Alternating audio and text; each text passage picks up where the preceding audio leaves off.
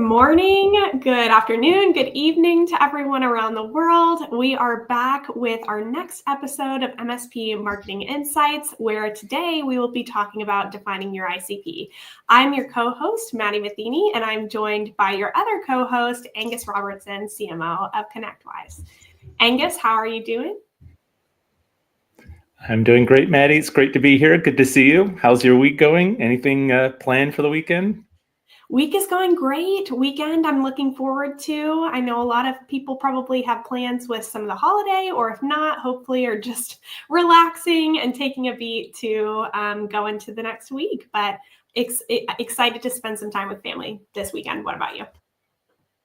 For sure, exactly. A little biking with my daughter. I think we'll try out some Easter egg hunts. When I was a kid, my parents got those little chocolate lint eggs that were wrapped in foil and would hide them. We'd each get our own room and they'd hide them very effectively throughout the room. So we're going to try that this year with our daughter. I think it'll be fun. Oh, I love that. I remember the hardest egg I ever found. Yeah, I remember the hardest egg I ever found was like in the refrigerator door handle. Okay, that's a good one. Yeah. All right. Well, I'm excited to dive into the topic today. I think it's a really good one. This is one that I feel like a lot of MSPs end up being super interested in. So I want to first start talking about what is an ICP and why does it even matter? So an ICP is essentially the ideal customer profile. So it can be used as ICP. I'll probably use that throughout, and Angus may too, just to talk about it. But really what that means is trying to find the type of company who is most likely to buy from you and stay with you renewal wise, and then also grow with you. Of course, you want to make sure that the customers that you have are constantly adding new services to their portfolio and you're growing your revenue. So that is essentially what an ICP is. I think a lot of people talk about, I'm going to target every customer, which yes, you can do that, but there are always going to be those ones that you win with a little bit more than others. And so that's what we're going to be talking about today, just how you identify that overall. This is different from personas. So a lot of people focus on the persona, that development, which is really key, of course, when you're running marketing. But you can think of an ICP and a persona as different by thinking of the ICP is more of the company that you're going after, and the persona is the person who works at that company. And so you can kind of adjust your marketing related to that. But why does it matter? It helps create better sales velocity. It helps create longer lifetime value of your customers. It drives down customer acquisition costs. So all things good related to ICP. So Angus, what do you think? Yeah, I agree. I mean, it's really interesting when you look at B2B versus B2C and you think about ideal customer profile, because in the world of B2C, it is all about the persona. It's what persona are you engaging with? And so much of it is about the emotion of how you engage with the persona, how you make them feel so you can be sticky. After all, Maya Angelou said, I don't remember what they said, but I remember how they made me feel.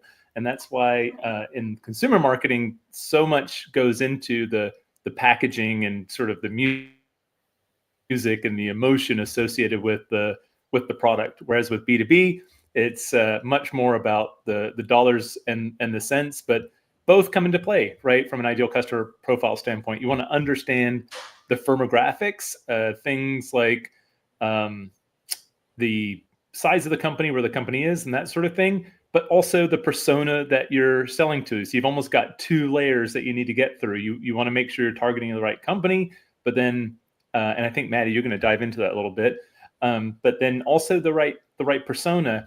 And when we do these brand book exercises, there's all this attention and interest about creating the personas. And then you put all this work into it, and then they go on a shelf and nobody looks at them again. And that's always frustrated me. So when it comes to personas, I like to think about two aspects of personas. One is, how can I develop a relationship with that persona? And then secondly, how can I help make their life easier? How can I help solve their professional and maybe even their personal problems, right? Or for example, on the relationship side, the kind of things to think about are what's their background? Where do they go to school? What's their age? What do they care about? Also, where do they hang out? What kind of brands do they have affinity to? Or what kind of music do they like? That sort of thing. And being able to understand what helps them tick or what makes them tick can help you develop a relationship with them. I do think that marketing and sales at the end of the day, especially sales, half of it is still the relationship, and then the other half is the follow through and your ability to help them.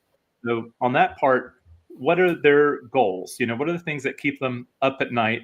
What are the blockers that stop them from achieving those goals? And then how are they measured? And if you're able to help them with work, that can also contribute to work-life balance. But a couple of examples of things I've seen work well here. One was, in terms of engaging the persona, this was a financial reporting software and being sold to financial controllers. And this marketing team created this pun mug, and the pun mug on the side of it said, "It's a cruel world," which ties into the persona of that financial controller because it's a pun on cruel. And also just a lot of finance folks feel underappreciated. So it's nice to have a mug that validates that. But Maddie, I know that something that you're really passionate about is just the firmographics side of ideal customer profile. And how do you build that database so that you can be effective at targeting and engaging them? What are some of the things you think about there? Yeah, I think it's super important a lot of times to use our data to help us make decisions. And so one of the things that I typically like to look at in my role, just in general, but then also as I talk to different MSPs that are in marketing or sales, is how you actually identify that customer profile that is ideal. And really it starts with, I feel like this is like kind of obvious, but I feel like a lot of times it's like hard to bring ourselves back to that thing. But it's really just starting with an analysis of your customer base. So looking at the data that you have, not every customer is a good customer at the end of the day. There are some customers that are going to be harder on your support team and maybe put a little bit more burden there. So looking across your base and looking at things like who has a high NPS, right? So who are our customers who are pretty happy with us? Is there some like commonalities that you're seeing in the data there? Things like strong renewals. So typically when they're going to renew with you consistently, even low support burden, like I was talking about, I think those are a couple critical things that you can look at across your customer base to see, to give an indicator of who the healthiest accounts are or customers are for you. There's also other things that you can look at across your base as well. And that's really the firmographic, technographic data. But looking at things like company size, right? You may, as an MSP, feel like you can kind of support everyone, which you can, but maybe your sweet spot is like 10 to 50 type of employee companies. And you can really provide excellent service that way. It could be location. Maybe there's certain locations that do better for you based on where your office is. Maybe if you're on the West Coast of the US, supporting East Coast is a little bit tricky for you. There could be different verticals. So you may play better in the finance world versus the education vertical. And then, of course, tools that they use as well. There could be commonalities across certain tools that the customers use as well that could also help you identify them. So it's really just looking at all of that stuff together. And then I think the last thing that is the most, honestly, probably one of the most important is how do you identify the segments that convert the fastest in your business? So of those mixes between like the happiness, the healthiness of the customer, and then the firmographics, technographics, what are the areas where you can convert the fastest? Where can you cross-sell the most? And how do you kind of start to build that? And you'll start to find commonalities. And I think another good exercise is to not only look at the data, but also like get that opinion-based type of feedback from the people that work at your company too. I know this is something Angus does super, super well, but just different workshops where you try to get everybody to think and then vote on different things, and that can help you determine some of this as well. But I think it really ties back to looking at your data and diving into that first. And that can at least help get you started on an ICP. And then, of course, you have to refine from there, right? Yeah, and Maddie, I think you gave a great summary there. And just to that point you made about staying in touch with your customers and really understanding your customers, your good customers are so representative of your ICP. So leverage that knowledge, as Maddie said. I just had a call with a group of MSPs yesterday. There's 2 Leadership Connect cohorts that I support of 8 to 12 MSPs. We talk every other month, and I heard some interesting updates relative to MSP pain points. Just hearing it from them is really powerful. So we're dealing with some economic uncertainty right now. For example, the tariffs, we're not sure exactly what's going to happen. So MSPs with some of your smaller clients in particular, these SMBs, these smaller MSPs, maybe 10 employees, are saying, do I need to pay for a premium service, or can I just go for good enough right now? Because I want to make sure I can preserve cash because I'm uncertain. I'm not sure exactly what's going to happen. So getting those kind of pain point feedback from your customers periodically and really feeling the emotion behind it can help you understand them better and where you can help them the most. So as Maddie said, it's really important to continue to stay in touch. And then on the refine part, once, as Maddie said, you've started with your customers, you've figured out your ICP from a firmographic standpoint, their size, their location, the technographics, I think is really good besides the firmographics, as Maddie highlighted. Then how do you refine them? And again, I think you can go to your customer base. So what are the customers that you keep the longest, that ask you the fewest support questions, that are the most profitable, the ones that where your offering has the most demand and differentiation, where your sales cycle is really fast and your win rate's really high. So those are some good things to look at, because those customers at the end of the day that last the longest, that segment that has the lowest churn and the highest profitability, and where you provide the most value, getting to understand them really well and support them and reward them, they will help you get more customers like them because they talk to other prospects. And also, you can amplify their efforts in understanding what they care about and what their makeup is, so you can target them. And then also from a content and messaging standpoint, whether it's about your solution or just about helping them in general, you can engage with them. So as Maddie said, I think from a refining standpoint, looking at your customers, the ones that has the lowest churn, the ones that have the highest NPS, the ones that are the most profitable, that should be your ICP at the end of the day, and help them get more referrals for you. You really want to invest in them and make sure they can be successful so they can bring you more customers. And that, of course, ties into sales and marketing alignment. I think ICP is a phenomenal tool to get sales and marketing on the same page. Do you agree, Maddie? Yes, of course I do. I am all about sales and marketing alignment. I think one of the good things about ICP is it actually is a forcing function for alignment at the end of the day. So what's really cool about it is as you start to determine it, it can flow into your CRM, and you can start to segment your CRM based on the different types of accounts. You can even do some tiering. So say there is accounts that are like directly in your ICP, a really good fit. Maybe those are your tier 1 accounts that you make sure are marked in your CRM. And then you have tier 2 and tier 3, but then you end up aligning sales and marketing. So marketing campaigns, sales outreach, all of that kind of stuff on your tier 1 accounts where you think that you can win. I think is so critical at the end of the day. Yeah, that tiering brings up a really interesting point, and it relates to the database that you manage. So whether you're using HubSpot or another CRM or CPQ or ConnectWise quoting, and of course leveraging the database with RPSA and RMM or Pipedrive or other CRM solutions, being able to maintain all your customer and target accounts, including the prospects, not just from an account standpoint, but also from a context standpoint, is really helpful.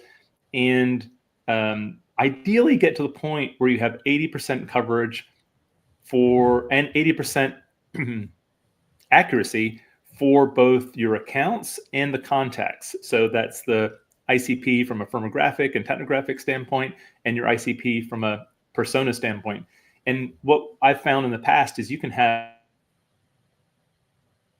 lots of different titles, but few different personas. So you might have 40 different titles that map to 4 different personas. So it's useful as you build out all those contacts and have all those titles to map them to 3 or 4 personas. Don't have more than that, because then you can't focus and scale. And at the end of the day, you want to take the bets on where you have. ICP is all about taking a bet on where the most opportunity is for you relative to competition and relative to your prospects' needs. So you want to focus on just a few types of firmographics and get really good at that and really known for that. And then a few types of personas. So the more your database can reflect that, the better.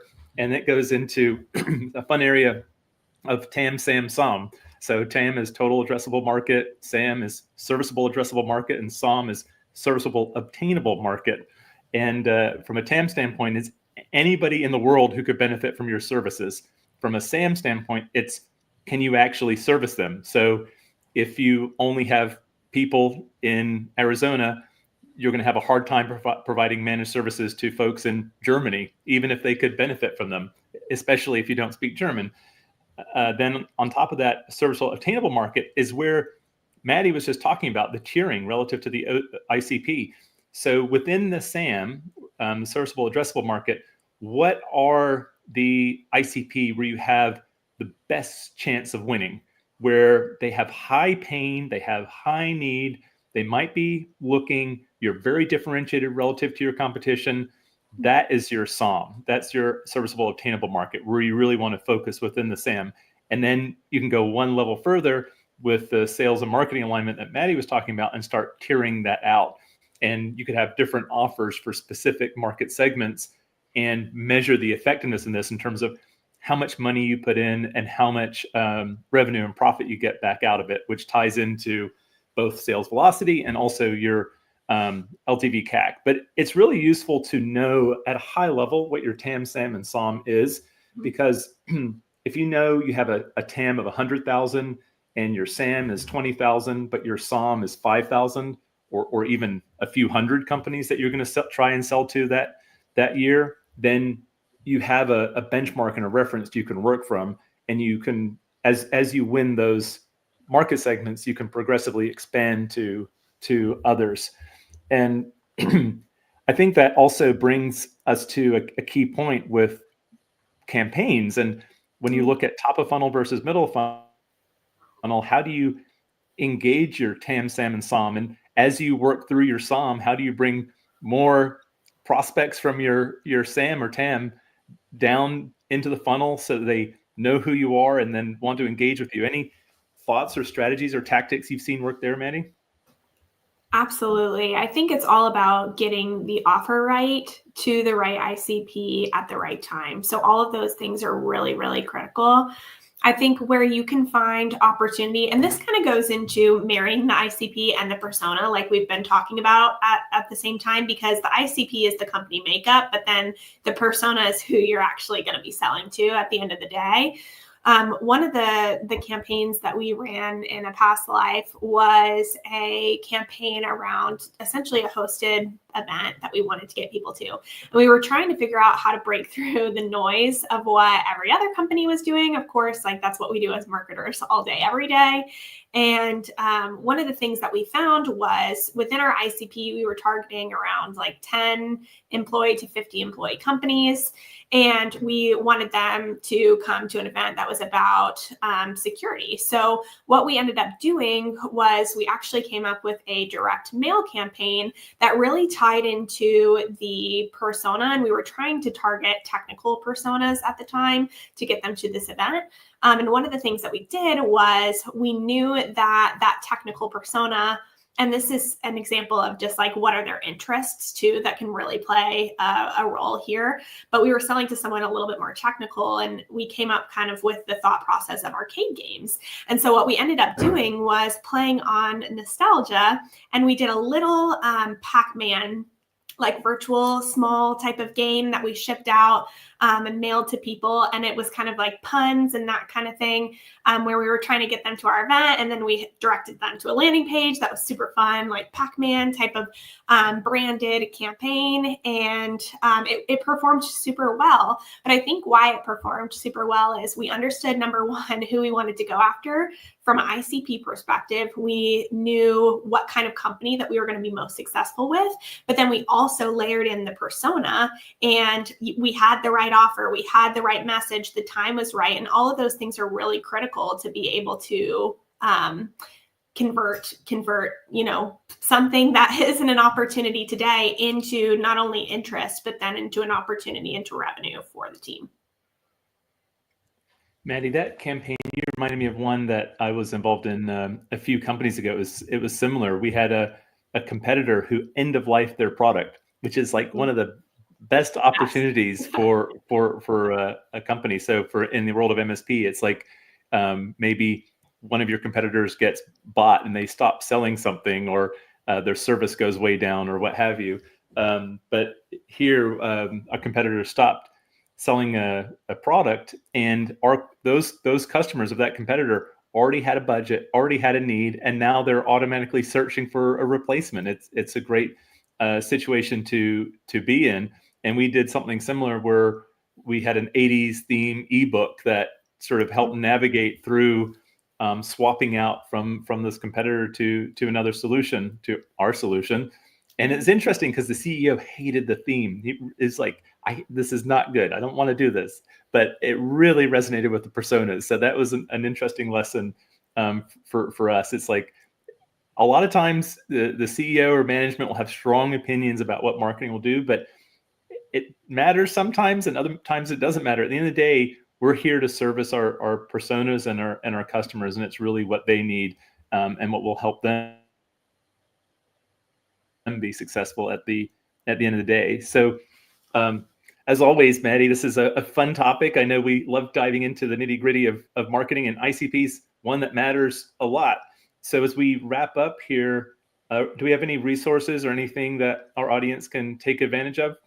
Yeah, absolutely. We have developed a course in university to dive in a little bit more into the actual creation of the ICP. And so I think that is a really good resource that I would recommend for people to take a look at, to dive into the next steps and actually have some like physical type of resources to reference back to as you're working through this. And of course, like we're always, I won't speak for Angus, but I'm always available to happy to help, happy to have a conversation via LinkedIn if anyone's interested, and to help any way I can.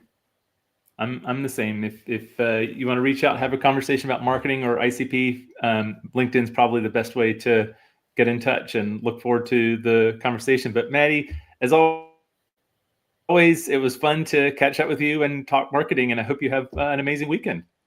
Yes, I hope you do too. Enjoy the Easter egg hunt. Thanks, Maddie. Take care. Take care.